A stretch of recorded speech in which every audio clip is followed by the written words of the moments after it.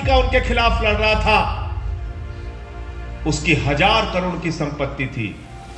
अपने इलाके में विधानसभा के चुनाव में गाना चलाता था, राजेश जी आपने तो सुना होगा, हम ही हैं यहाँ के राजकुमार। 2020 के चुनाव में अरविंद केजरीवाल जाते हैं तो ये नहीं कहते मुझे जाति के नाम पर वोट दे देना, ये नहीं कहते कि मुझे धर्म के नाम पर वोट दे देना, ये नहीं कहते कि मुझे नफरत के नाम पर वोट देना, ये नहीं कहते कि मुझे दंगे के नाम पर वोट दे देना, ये नहीं कहते कि मुझे फसाद के नाम पर वोट देना। अरविंद केजरीवाल कहते हैं 5 साल अगर तुम्हारे बच्चों को अच्छी शिक्षा दिया है, अच्छा इलाज दिया है, फ्री का पानी दिया है, तब वोट दे देना।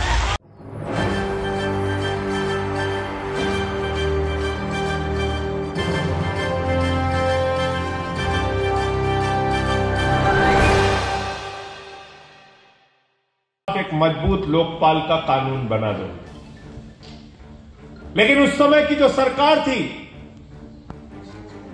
और जो हमारी विरोधी पार्टियां थी, उन सारी पार्टियों ने कहा कानून बनाना है तो विधानसभा में आओ, कानून बनाना है तो लोकसभा में आओ, कानून बनाना है तो विधानसभा में आओ। और अपने विरोधियों की उस चुनौती को स्वीकार करने का काम अरविंद केजरीवाल और आम आदमी पार्टी के कार्यकर्ताओं ने किया। और दिल्ली से इसकी शुरुआत हुई। 2013 का जब हम चुनाव लड़ रहे थे, लोग हमारे ऊपर हंसते थे, मजाक उड़ाते थे, अरे ये टोपी वाले, इनकी तो जमानत जब्त हो जाएगी, इनका तो पता नहीं चलेगा, और ये कैसे कैसे लोगों को इन्होंने चुनाव में उतार दिया, इनको कौन वोट देगा। लेकिन जब 2013 में दिल्ली का रिजल्ट सामने आया तो न सिर्फ पूरा हिंदुस्तान बल्कि पूरी दुनिया हैरान थी कि परिवर्तन की राजनीति की शुरुआत आती है। राखी बिरलान चुनाव लड़ रही थी आम आदमी पार्टी से, पैसे नहीं थे उसके पास, कार्यकर्ताओं ने चंदा इकट्ठा किया, चुनाव लड़ाया, और जो प्रत्याशी कांग्रेस पार्टी का उनके खिलाफ लड़ रहा था, उसकी 1000 करोड़ की संपत्ति थी। अपने इलाके में विधानसभा के चुनाव में गाना चलाता था, राजेश जी आपने तो सुना होगा, हम ही हैं यहाँ के राजकुमार, ये गाना चलता था, वो प्रचार ऐसे करता था। और दिल्ली की जनता ने राखी बिरला को पहला चुनाव 11,000 वोट से जिताया, दूसरा चुनाव 22,000 वोट से जिताया, तीसरा चुनाव फिर 25,000 वोटों से। अखिलेश त्रिपाठी वहां गए थे चुनाव लड़ने के लिए, नहीं गए थे तैयारी करने कि आईएएस बनेंगे, पीसीएस बनेंगे। संजीव झा गए थे वहां तैयारी करने। तमाम ये नौजवान साथी, ये कोई विधायक बनने नहीं गए थे, तो गए थे वहां आईएएस बनने के लिए, वहां पीसीएस बनने के लिए, तैयारी करने के लिए। लेकिन ये सारे लोग आंदोलन में आए, आंदोलन से पार्टी बनी तो चुनाव लड़े, और चुनाव लड़े तो इनके पास पैसे नहीं थे, साधन नहीं थे, संसाधन नहीं थे। जनता ने नोट भी दिया, जनता ने वोट भी दिया, इनको विधायक बनाया, मंत्री बनाया, चुनाव दिया।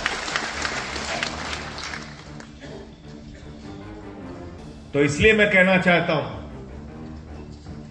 कि इसका नाम ही केजरीवाल जी ने रखा है, आम आदमी पार्टी। और जिस पार्टी के साथ इस देश का आम आदमी खड़ा हो जाता है, उसको फिर किसी को जरूरत नहीं है। इसलिए हम लोग नारा लगाते हैं, आम आदमी जिंदाबाद, आपकी जिंदाबाद।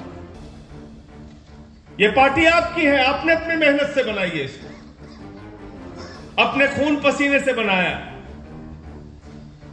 बहुत संघर्ष किया है, आंदोलन के कोख से निकली है ये पार्टी। और साथियों और दोस्तों, मैं आप सबको बधाई देना चाहता हूं, शुभकामनाएं देना चाहता हूं कि अरविंद केजरीवाल जी के नेतृत्व में 10 साल के अंदर राष्ट्रीय पार्टी बनने का गौरव आम आदमी पार्टी ने हासिल किया। बहुत तेजी के साथ विस्तार हुआ हमारा। 13 में जीते, फिर 2014 के चुनाव में हम लड़े, पूरे देश के अंदर हार गए चुनाव। बीजेपी कांग्रेस के लोगों ने कहा अरे अब तो ये खत्म हो गई पार्टी, अब तो इनका कोई अस्तित्व नहीं है। 2015 का जब विधानसभा का चुनाव लड़े, हमारे कार्यकर्ता दिल्ली में प्रचार करने जाते थे, लोग दरवाजे बंद कर लेते थे, कहते थे वोट नहीं देना, एक बार जिता दिया, अब तुम लोग चले गए, अब जाओ यहां से। हमारे कार्यकर्ताओं ने जाकर बिजली की, पानी की, शिक्षा की, स्वास्थ्य की, इलाज की, अस्पताल की नीतियां समझाई लोगों को, और 2015 के अंदर 67 सीटें आम आदमी पार्टी की आई, 3 सीट बीजेपी वालों की आई, 3 सीट बीजेपी वालों की आई। कई बार मुझसे लोग कहते हैं, जब भाजपा वाले, कांग्रेस वाले जब एक दूसरे के आरोप आम आदमी पार्टी के ऊपर लगते हैं, कोई कहता है बीजेपी की बी टीम है, कोई कहता है कांग्रेस की बी टीम है, हम कहते हैं हम ना बी टीम है ना ए टीम है, हम तो इस देश के लोगों की नंबर 1 टीम है, और हमारे में तो आम आदमी लिखा हुआ है। हमारी तो शुरुआत ही डबल ए से होती है। होती है कि नहीं होती है बताओ?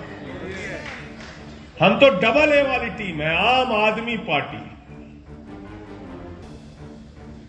तो जो लोग कहते हैं कि ये बीजेपी की बी टीम है, मैं उनसे कहता हूं, सबसे ज्यादा अगर भारतीय जनता पार्टी को किसी पार्टी ने धूल चटाने का काम किया है, बुरी तरीके से हराने का काम किया है, तो आम आदमी पार्टी ने किया है।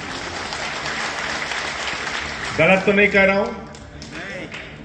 2014 में नरेंद्र मोदी जी देश का चुनाव जीत के आए थे,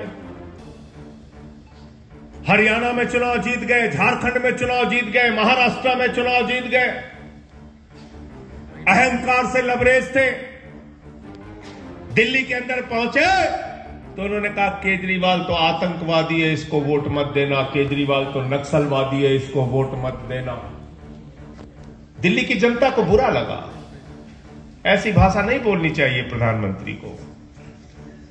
लोग रोए, लोगों ने प्रतिज्ञा ली, प्रण किया कि जिसको तुम नक्सलवादी कह रहे हो, उसको हम दिल्ली के मुख्यमंत्री की कुर्सी पर बैठाने का काम करेंगे। 67 सीटों की, और 3 सीट भारतीय जनता पार्टी की आई। उस चुनाव में लोग मजाक उड़ाते थे, कहते थे बीजेपी वालों को स्कूटर पार्टी बना दिया लोगों ने, स्कूटर पार्टी। बोले स्कूटर पार्टी क्या है? बोले तीन विधायक एक स्कूटर पे बैठ के चले जाओ, स्कूटर पार्टी बना दिया। 2020 का चुनाव हुआ। 20 के चुनाव में भारत के इतिहास में पहली बार ऐसा मौका आया होगा कि एक मुख्यमंत्री 5 साल अपने प्रदेश की जनता की सेवा करता है, शिक्षा पे, स्वास्थ्य पे, बिजली पे, पानी पे काम करता है। और 5 साल के बाद जब 2020 के चुनाव में अरविंद केजरीवाल जाते हैं, तो ये नहीं कहते मुझे जाति के नाम पर वोट दे देना, ये नहीं कहते कि मुझे धर्म के नाम पर वोट दे देना, ये नहीं कहते कि मुझे नफरत के नाम पर वोट देना, ये नहीं कहते कि मुझे दंगे के नाम पर वोट दे देना, ये नहीं कहते कि मुझे फसाद के नाम पर वोट देना। अरविंद केजरीवाल कहते हैं 5 साल अगर तुम्हारे बच्चों को अच्छी शिक्षा दिया है, अच्छा इलाज दिया है, फ्री का पानी दिया है, तब वोट दे देना।